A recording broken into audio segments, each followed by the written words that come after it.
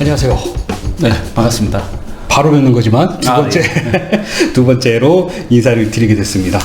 자, 뭐 이렇게 저희가 이제 저번 시간 이렇게 현장의 의미하고 이런 것들에 대해서 저희가 소장님하고 좀 간단하게 좀 대화를 나눠봤잖아요. 그래서 오늘 이제 두 번째 또 대화 시간을 좀 이렇게 이어갈 건데, 그 전에 목이 말라가지고 물 한 잔만 먹고 좀 시작을 할게요. 네, 여기서 제가 소장님께 드리는 퀴즈 하나. 이건 물일까요? 술일까요? 솔직히 술 같은데. 물입니다. 물인가요? 물이라고 생각하고 마시는 술이라고 보시면 될 것 같고요. 네. 저희가 원래 그 꽃꼬리 촬영할 때 컨셉이 술과 함께하는 컨텐츠였잖아요. 네. 본격 음주 권장을 하는 컨텐츠였는데, 아까 저희가 그 1편을 이 현장 컨텐츠를 찍다가 제가 놓쳤어요. 우리의 정체성은 술과 함께하는 컨텐츠였는데, 그걸 놓쳤더라고요. 그래서 바로 준비했습니다. 예, 저도 좀 이따 마실 겁니다. 항상 이거였죠. 좋습니다. 네, 자주 뵙겠습니다. 나중에 술을 타줘도 좋을 것 같아요. 술은 꼭 준비하겠습니다.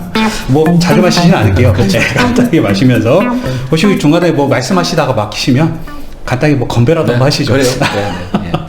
알겠습니다. 자, 그러면은 바로 또 다시 여쭤보도록 할게요.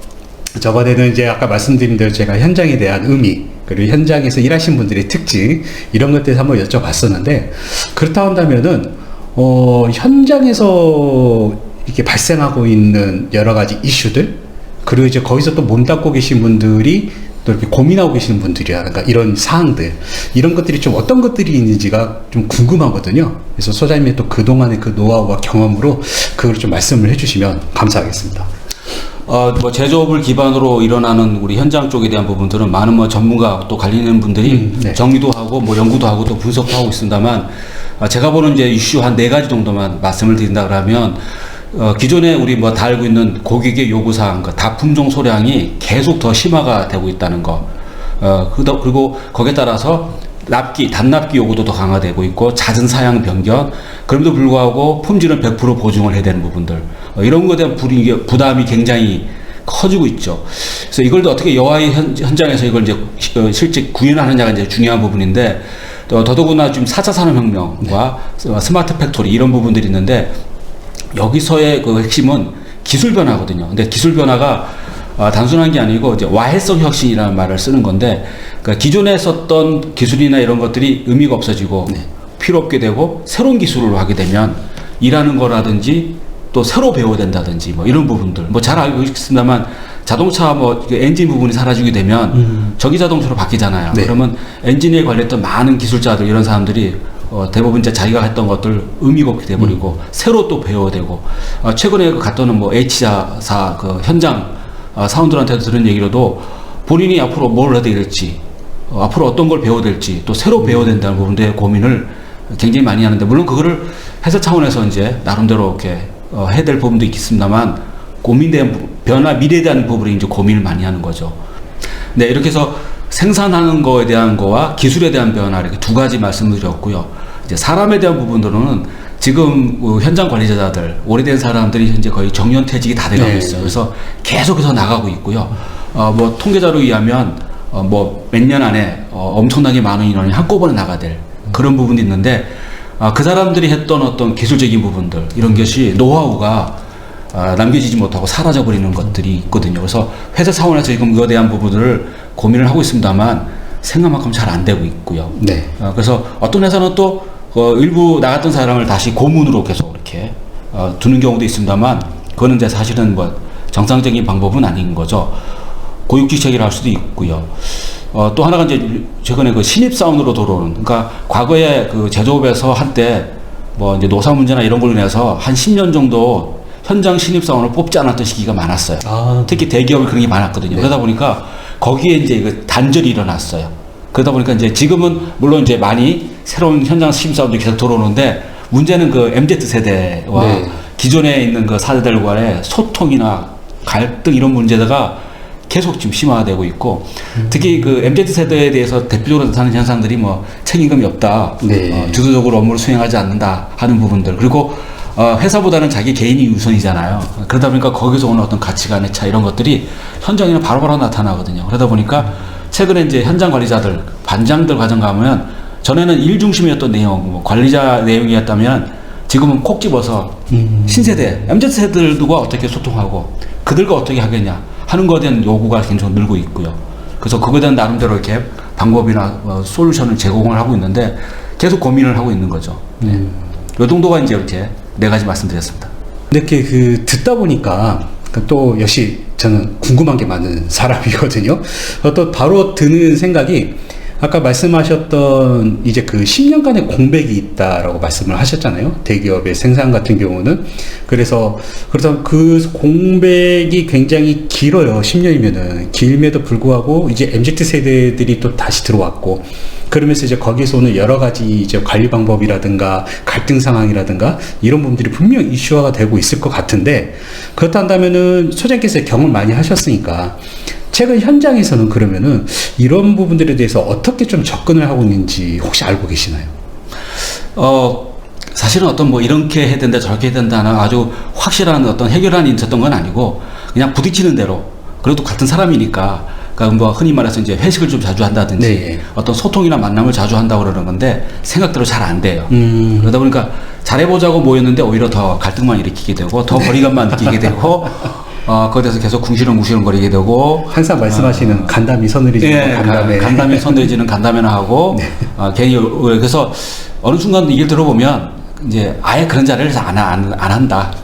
피할 정도, 그냥 차라리 가만히 있는 게 오히려 낫다는 식으로 네. 하는 어떤 이런 쪽으로 얘기를 많이 좀 듣는 경우도 있고요. 네. 근데 사실은 또 그렇게 하면 또 안 되잖아요. 그래서 네. 우리가 이제 현장은 특히 협업이라 그러잖아요. 네. 협력으로 이루어진 부분들이 많은데, 네. 이거를 그냥 놔둬서로 될 문제는 아니고요. 네. 그래서 어쨌든 여하튼 노력을 많이 하는데, 가장 세대 간의 차이를 느끼게 하는 게 연구에 의하면 소통 방식이래요. 소통 방식. 네, 그래서 선배가 얘기하는 말하는 방식과 신세대들이 듣는 네. 방식의 차이가 좀 분명히 그렇죠. 있거든요. 그래서 여기서 이제 오는 방법들, 서로 또 대화하는 방법들, 뭐 이런 것들이 이제 그걸 어떻게 이제 좁히냐는 건데, 결국 선배들, 그러니까 기존 세대들이 접근해서 해결하는 방법 말고는 없죠. 그래서 그거에 대해서 또 사람들을 되게 불만을, 왜 우리가 맨날 잘못한 것처럼 하느냐. 근데 그렇죠. 이거는 뭐 역사가 얘기하는 거니까 네. 어쩔 수 없는 부분이 있죠. 그리고 또 그게 또 쉬워요. 네, 그리고 의외로 MZ 신세대들도 자기 세대에 대해서 정체성에 대해서 잘 모르는 경우가 많아요. 그래서 그들에게 어떤 워크숍 시간에 네.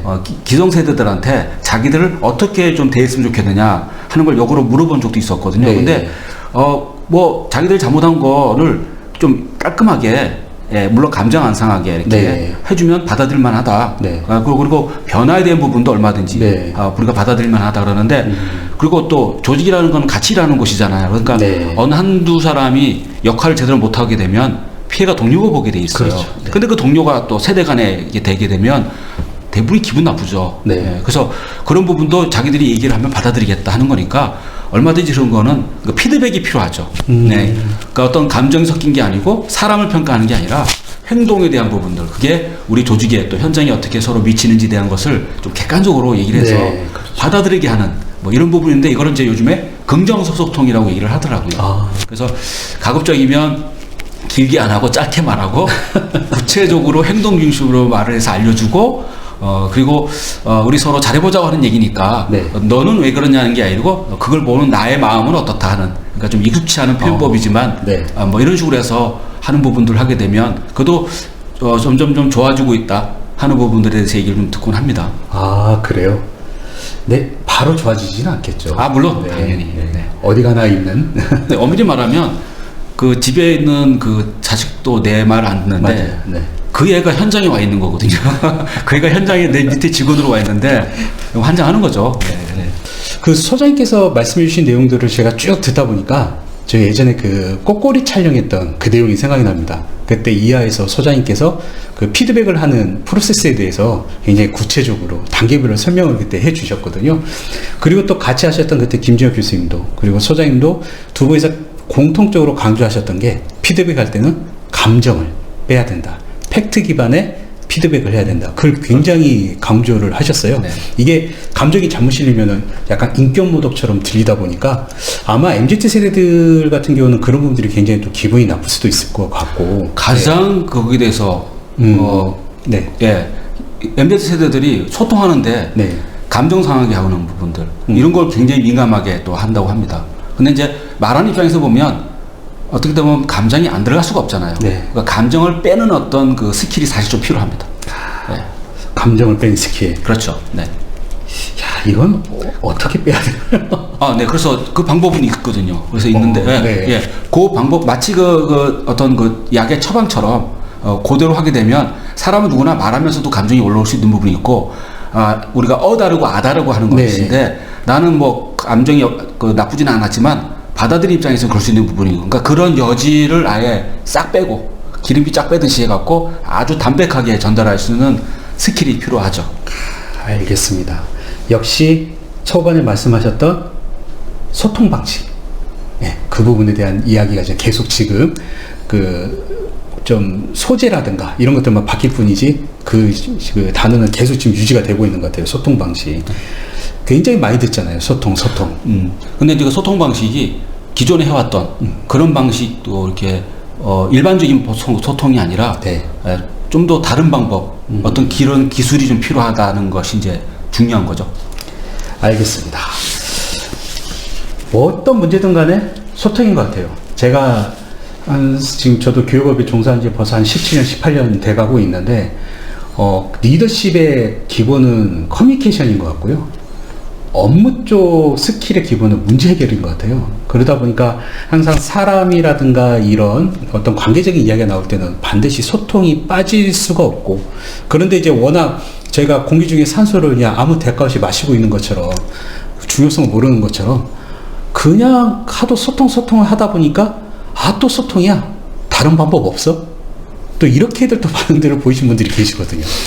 네. 거기서 이제 기왕 제가 한번 말이 나왔으니까 덧붙이자면, 근데 커뮤니케이션이라고 그러잖아요. 근데 커뮤니케이션의 효과가 사실은 이렇게 많이 알려져 있는 거 아니에요.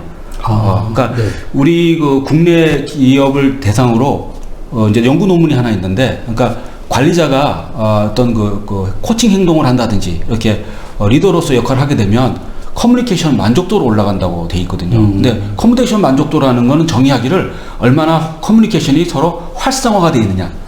그게 이제 동료 간에도 그렇고 뭐 세대 간에도 그렇고, 그러니까 활성화된 정도로 이제 만족도라고 그러는데, 이 활성화 만족도가 올라가면 올라갈수록 우리 흔히 말하는 인간관계의 문제, 갈등 같은 것들이 해결되게 되고, 네. 그다음에 그 서로 어떤 협업을 이룬다든지 협력할 때 원활하게 이루게 되고, 그리고 서로 그 업무하는 데 있어서의 만족도, 네. 그 스트레스도 떨어지게 되고, 네. 결국 이제 이중률도 낮아지게 되고 하는 부분까지 있다는 효과가 연구로 나와 있거든요. 그러니까 뭐 이것만 따지더라도 우리 현장 쪽의 관리자들, 특히 신세대들한테 이렇게 소통 커뮤니케이션을 네. 이렇게 구체적인 방법과 스킬을 갖고 잘하게 된다면 이런 효과가 바로바로 이제 나올 수 있다는 부분이죠. 저희 다음에 그러면 한번 그 현장에서의 소통 방식에 대해서 한번 제대로 한번 다뤄보는 것도 좋을 것 같습니다. 맞아요. 그 사무직에서 일하는 사람들하고 현장사에서 일하는 사람들하고 말은 좀 다르죠. 예, 좀 사실은 또 현장 사람들은 말이 필요 없다고 얘기를 하잖아요. 그러니까 말을 길게 안 해요. 예, 그리고 뭐 일단 서로 말하는 자체를 또 이렇게, 근데 그렇다고 소통 안 하는 건 아니거든요. 네. 그리고 현장 사람일수록 커뮤니케이션을 잘만 하면 네. 그 효과는 어느 곳보다 더 잘 나올 수 있고요. 그게 또 아까 말씀드린 것처럼 네. 우리 현장의 그 경영 성과로도 연결될 부분이 있고, 알겠습니다. 저는 그렇다고 봅니다. 알겠습니다. 이거 진짜 한번 별도로 한번 다시 한번 네. 말씀을 좀 부탁을 드릴게요. 예. 굉장히 궁금하실 것 같아요. 이제 말씀은 해주셨는데, 그러면은 현장에서는 그렇게 말씀도 별로 안 하시는데도 또 소통하신다 그러지, 약간 이제 그 부분에 대한 의문점도 분명히 드실 것 같거든요. 거기에 대해서 좀 나중에 또 재미있는 이야기로 좀 부탁을 드리고요. 네. 아까 소장님께서 말씀하셨을 때 MZ 세대들이 들어왔을 때 그 아이덴티티 정체성에 대한 이야기를 아까 잠깐 해주셨잖아요. 네. 그걸 들으면서 역시 오늘 이거 준비를 잘했다. 저희의 정체성은 이거거든요. 일단 그래서, 이걸로 네. 한잔 하실까요? 오케이. 그러면서 오늘은 마무리를 인사가 아니라 딱 보면서 네. 손 한번 이렇게 흔들면서 마무리를 짓도록 하겠습니다. 알겠습니다. 네. 그럼 또 예. 저희 다음 시간에 뵙도록 하겠습니다. 네, 안녕히 계세요. 맞습니다. 네. 꼭이요.